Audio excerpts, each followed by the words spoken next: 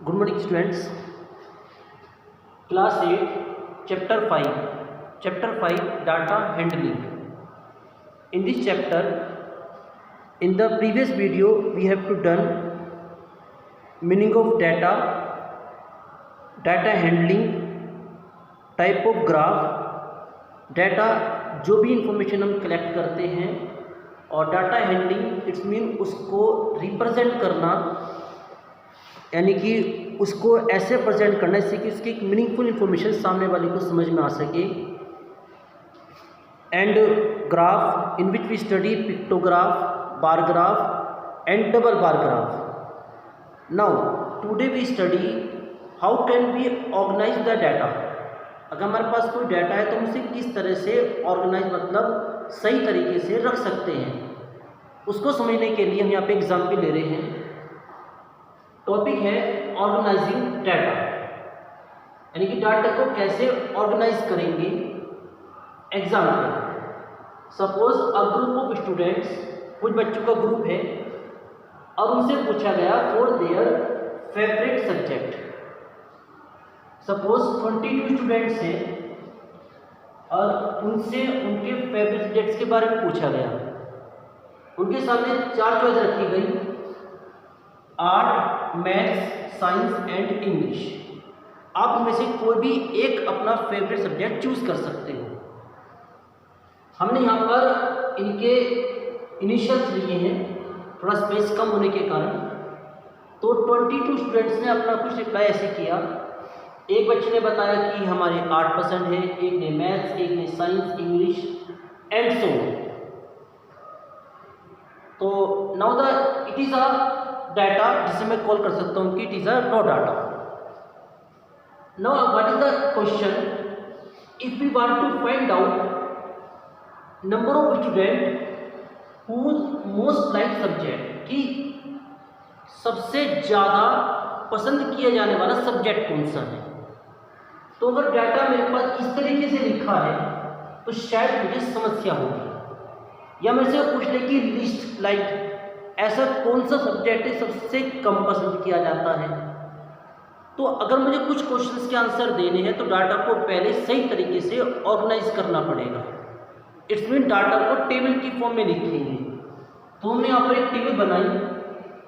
यहाँ पर लिखा सब्जेक्ट, 4 सब्जेक्ट हमारे पास हैं, tally marks and last column number of students. Tally marks, ये टेली मार्क कैसे फिल होता है. सपोज यहाँ पर पहले बच्चे ने कहा कि मुझे आर्ट पसंद है, तो हमने यहाँ पर एक सिंबल बनाया.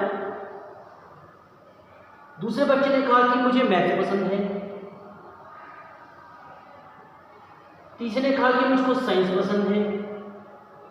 तो हम इस प्रोसीजर का यूज करके कि जो भी बच्चा कॉल करता जा रहा है उसके अकॉर्डिंग हम यहाँ पर सिंबल लगाएंगे और यहाँ पर नंबर ऑफ स्टूडेंट्स लिखते चले जाएंगे.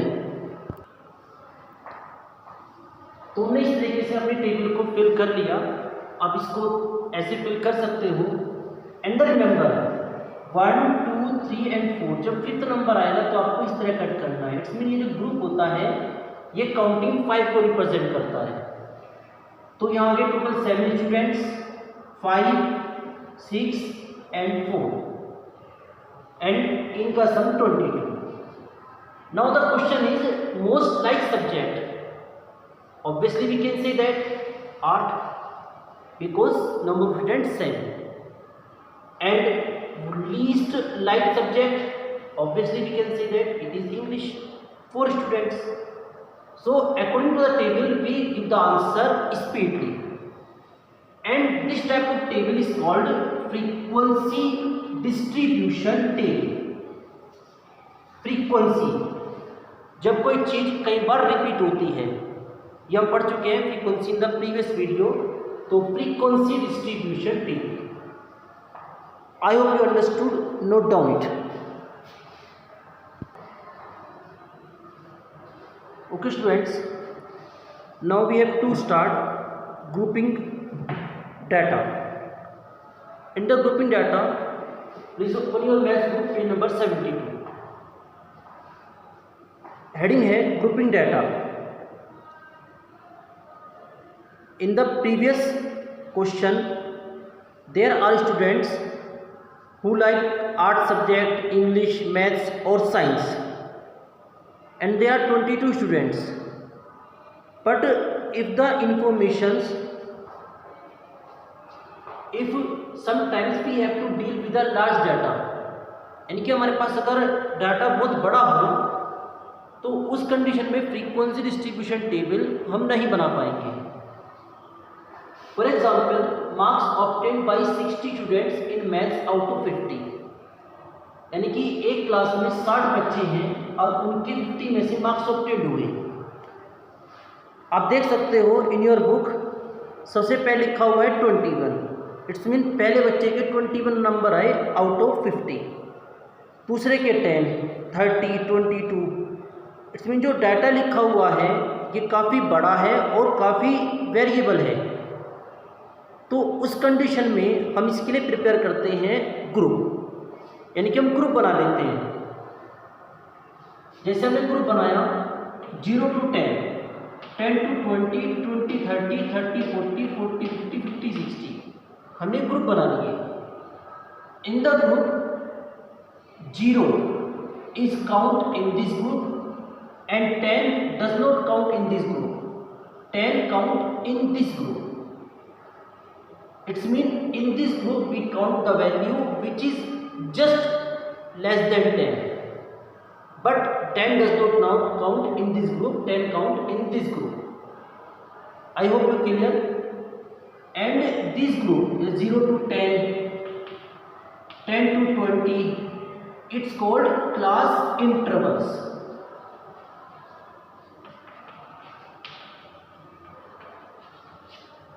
इन्हें कॉल किया जाता है class intervals. And in the class interval, suppose ये आपके पास क्लास इंटरवल है तो इस वैल्यू को कहते हैं लोअर लिमिट और इसे कॉल करते हैं upper limit. Lower limit and upper limit आप पे नंबर 73 पे देख सकते हो.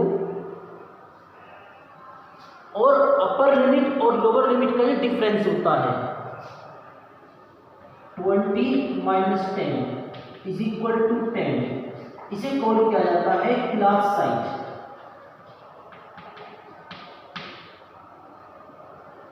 ओके, अब हम टेबल कैसे फिल करेंगे? तो सबसे पहले बच्चे ने कहा कि मेरे 21 मार्क्स आए, तो 21 किस ग्रुप में काउंट किया जाएगा? 20 to 30. तो आप यहाँ पर एक सिंबल लगाओगे. नेक्स्ट बच्चे ने कहा कि मेरे 10 मार्क्स आए हैं. 10 इस ग्रुप में काउंट नहीं किया जाएगा, 10 इस ग्रुप में काउंट किया जाएगा. नेक्स्ट ने कहा कि मेरे 30 मार्क्स आए, 30 आप इस ग्रुप में काउंट करोगे. 22 again this group. 33 this group. तो आप इस तरह से जो भी नंबर जिस ग्रुप में फिट बैठता है उसके अकॉर्डिंग यहाँ पर सिंबल लगाओगे और फिर आप यहाँ पे काउंटिंग लिखनी है.